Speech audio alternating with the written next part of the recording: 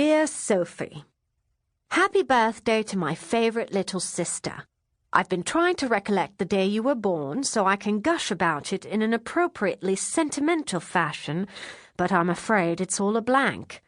I must have been too busy pulling Veronica's hair or smearing stewed apple over my smock to notice you popping into existence. I do remember Henry's arrival 10 years ago, and if you were anything like her, you were a most unattractive baby, wrinkled, red-faced, loud, and rather smelly. Lucky for all of us that you've improved somewhat with age. Now, did the presents arrive safely? I had to go all the way to Knightsbridge for the journal, and then I got detention for sneaking off from games, so I hope you appreciate it. You can use it to write down your thoughts. You must have plenty of them at the moment, given Aunt Charlotte's letter. I assume you've read it by now. Are you thrilled? Terrified? Well, it's all your fault for turning 16. You gave Aunt Charlotte quite a shock when she realized how old you'd suddenly become. She had to sit down and have an extra-large sherry to recover. As for me, this new school is almost as ghastly as the old one. I suppose I'd been hoping Rupert would come too when I was thrown out of Eton, but his parents kept saying no. Worse luck. The housemasters have finally sorted out dormitories, and now I share with 3 boys.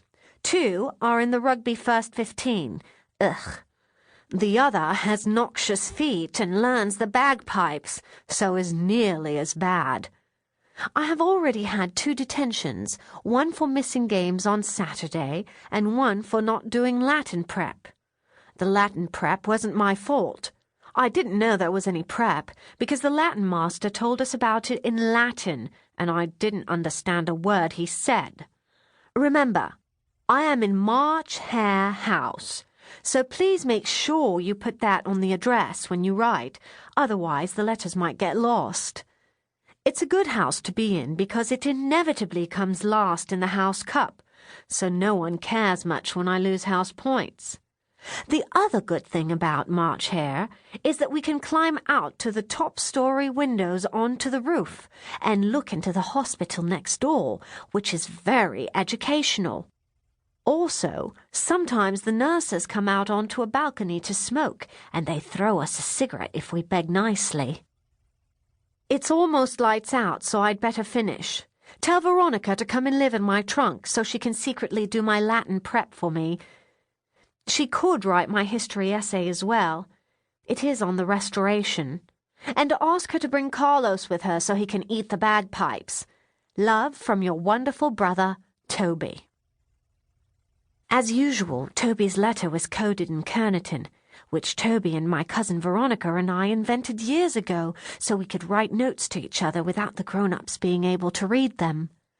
Kerniton is based on Cornish and Latin, with some Greek letters, and random meaningless squiggles thrown in to be extra confusing.